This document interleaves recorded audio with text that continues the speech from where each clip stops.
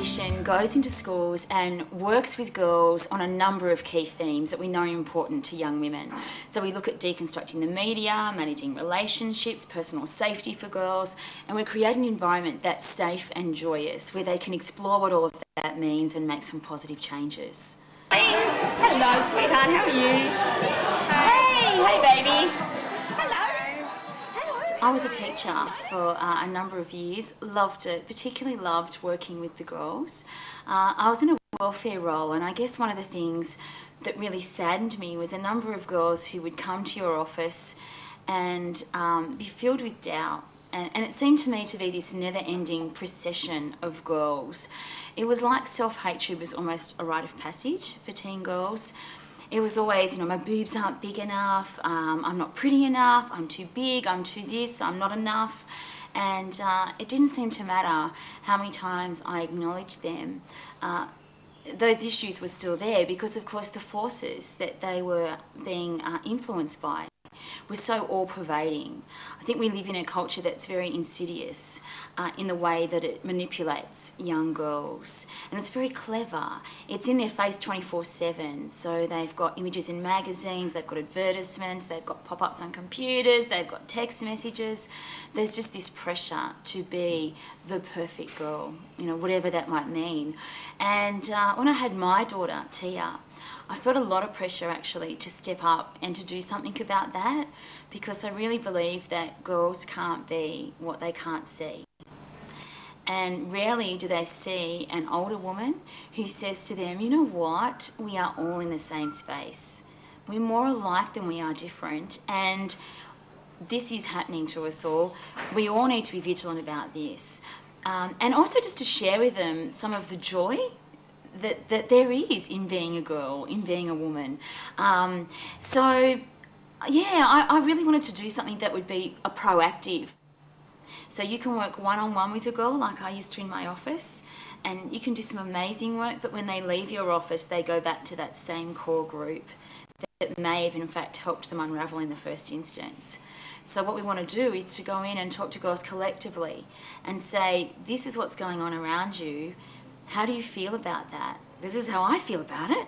I feel quite angry, and you're beautiful and you're special and you've lost sight of that. And so by reconnecting with the girls in that way, you can just bring a moment. And I think we forget that moments are extraordinarily powerful, and that as women, we are role models for young girls. We can't say, you know what, you are beautiful the way you are, honey, but does my bum look big? We can't say you were gorgeous, but God, I wish I could afford Botox. We've got to step up. We really do. And I think that our girls are at crisis point. It's always been difficult being an adolescent, and that's not new.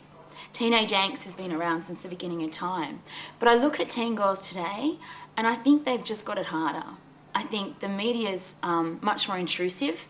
I think technology has been amazing, but it's also 24/7, so it's relentless.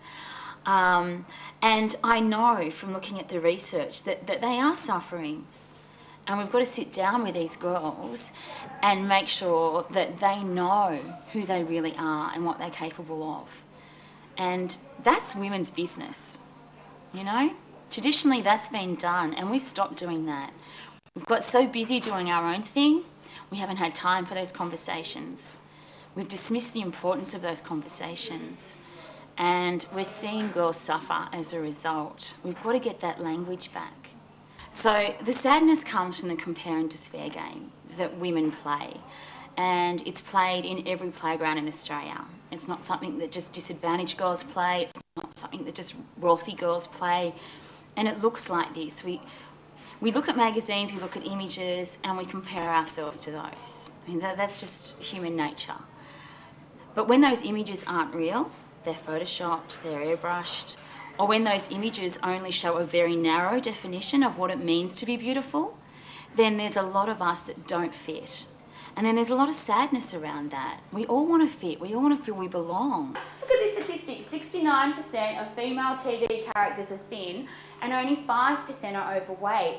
Well, I can't think of any that are overweight and aren't either the bad characters or the funny little sidekick characters.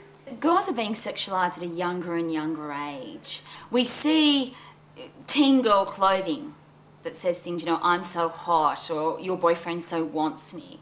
We see music for them that's really in your face raunchy. Who are their icons? Paris Hilton, Britney, Lindsay Lohan, this train wreck that is young Hollywood. It is put before them as being what they might want to aspire to be like, you know. 15 minutes of fame, get really smashed and flash. It's worked for those girls, you know. So they're sexualised at a younger and younger age, and it starts from when they're very young. The baby Bratz, Playboy products for little girls. Girlfriend magazine gave away free Playboy merchandise to readers. How does that work? The same magazine that runs a self-respect campaign. These are mixed messages, and they're dangerous messages. The research clearly shows from overseas and in Australia that it manifests itself in a number of ways. Girls suffer from eating disorders, girls suffer from depression, girls self-harm as a direct result of being exposed to a myriad of images that objectify and sexualise their bodies. They lose their connection to who they are, yeah? So they're no longer a somebody, they're just a body. I think one of the things that we need to look at with young girls is giving them the tools to deconstruct the media and to make sense of it that way. So perhaps even something as simple as creating their own wall of shame and their wall of fame. And hey, these ads are good, these ads are feeding me, I feel positive when I see these images of women. And letting marketers know that. That's powerful, money talks. You know, there were some ads that I saw recently that I loved for the Adidas sportswear range, and I rang them and said, great ad. Really good. Love the way Jodie Henry was presented in that. So, you know, that's a good message for them to get back. But I also think it's also about creating opportunities for the girls to get some strategies and some skills to make sense of things. So understanding the power of affirmation and visualization, understanding the need for connection and role models for girls. The hard thing for teachers is that we've got so much to get through in terms of curriculum and content that there's rarely a space for a real conversation. You know, we create those little moments in playgrounds and before lessons, but a really deep conversation about where you're at, how do you feel about being a girl, did you see that ad, did it make you angry, do you feel sad today, do you feel happy, how are your friendship circles, you went to a party, did you handle it safely? When do we have those conversations? They're critical.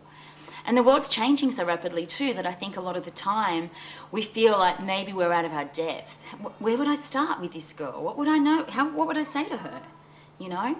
But I really think that as a society also, because things have reached a crisis point, we're reaching tipping point. And by that I mean we're getting to the point where things are so bad, everyone's noticing. This is not going under the radar anymore. Sophia Loren said nothing makes a woman more beautiful than the belief that she's beautiful. And I think one of the nicest things about getting older was the realisation that there's some truth to that. It's not the prettiest girl on the block. It is not a competition. What it is the girl who's the most comfortable in her own skin, the girl that wants to grow, the girl that questions, the girl that sees hope and possibility. That is attractive.